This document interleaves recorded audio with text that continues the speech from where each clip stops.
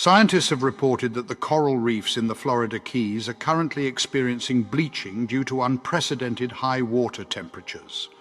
According to federal scientists, certain coral reefs in the Florida Keys are experiencing an alarming loss of color earlier than expected this summer. This is attributed to exceptionally high water temperatures, which not only indicate stress but also pose a potential threat to their overall well-being. According to Katie Lesneski, the research and monitoring coordinator for Mission Iconic Reefs, the corals should be displaying their usual vibrant and colorful appearance during this season. However, there has been a rapid bleaching process occurring, causing the corals to turn white.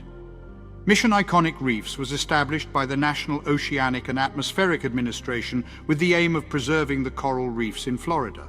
Lesneski, who has been observing the reefs for the past 2 weeks, noted that the corals appear pale, as if their color is fading. Some of the corals are even completely white.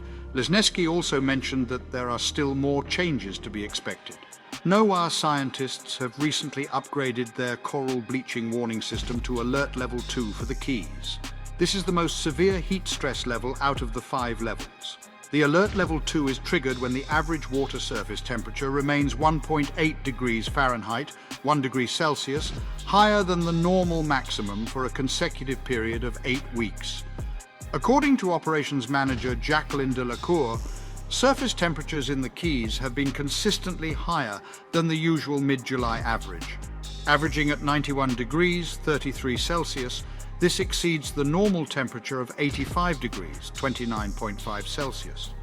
Delacour also mentioned that Alert Level 2 has been reached in previous Augusts. Coral reefs consist of interconnected microorganisms. The algae residing within the reefs provide both their color and sustenance. Elevated temperatures cause the coral to expel the algae, resulting in a bleached appearance. Although not deceased, the corals face increased vulnerability to starvation and disease. According to Andrew Bruckner, the research coordinator at the Florida Keys National Marine Sanctuary, coral reefs started exhibiting initial signs of bleaching a couple of weeks ago. However, in recent days, certain reefs have completely lost their color, which is unprecedented before August 1st. Normally, the peak of bleaching occurs towards the end of August or in September. According to Bruckner, we are significantly ahead of schedule, possibly by a month or two. Currently, there have been no reported deaths resulting from bleaching. Although there are a few species that have turned completely white, the occurrence is happening much earlier than anticipated. Predicting the remainder of the summer proves challenging, according to Delacour and Bruckner. Although there is a possibility of water temperatures rising further, the presence of a tropical storm or hurricane could lead to water cooling. Additionally, the arrival of dusty air from the Sahara Desert and its dispersal over Florida could result in reduced temperatures by obstructing the sun's rays. Over the past 50 years, the coral in the waters of the Keys has significantly declined by 80% to 90% due to climate change and various other factors. This decline not only affects the survival of marine life reliant on the reefs, but also poses a threat to human beings. Coral reefs serve as a natural barrier against the destructive force of storm surge caused by hurricanes and other storms. Additionally, the decline in coral reefs has economic consequences as tourism activities such as fishing, scuba diving, and snorkeling heavily rely on the presence of healthy coral reefs.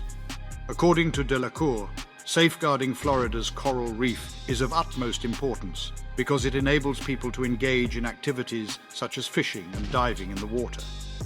Amidst the concerns, the two scientists reassured that the situation is not entirely bleak. A significant 2-decade-long endeavor is currently in progress to restore Florida's coral reefs to approximately 90% of their previous state from half a century ago. In order to enhance their resilience to rising temperatures, researchers are selectively breeding corals. Additionally, they are implementing basic measures such as shade covers and underwater fans to alleviate heat stress and ensure their survival. Bruckner emphasized the importance of actively seeking solutions rather than turning a blind eye.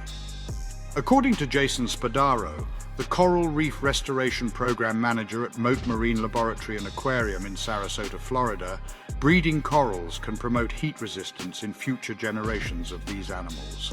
This could play a crucial role in their preservation. According to Spadaro and other observers, coral bleaching in the lower Keys is more severe compared to the northern regions. While the Keys have encountered previous years with significant bleaching, this year's occurrence is exceptionally forceful and enduring. The upcoming year is expected to be challenging for the reef, emphasizing the importance of ongoing efforts, he remarked. According to Ross Cunning, a research biologist at Shed Aquarium in Chicago, the bleaching is occurring earlier than usual this year due to higher water temperatures. Normally, water temperatures above 90 degrees Fahrenheit, 32 degrees Celsius, would not be seen until August or September in the Keys. Cunning warned that if the high water temperature persists, it could result in a catastrophic bleaching event. According to Cunning, the current temperatures are surpassing the usual peak temperatures, which is causing great concern. According to Delacour, the warming waters are indisputably a result of human-induced global warming. This issue must be addressed in order to ensure the survival of coral. In order to preserve the existence of coral reefs, it is imperative that we both minimize our greenhouse gas emissions and actively work to decrease the levels of greenhouse gases already present in the atmosphere. Failure to do so will result in an environment where coral reefs are unable to survive, regardless of any other efforts made. To support our channel's growth and ensure broader awareness, kindly hit the like and subscribe buttons. This will help us reach more individuals and disseminate valuable information. Thank you in advance.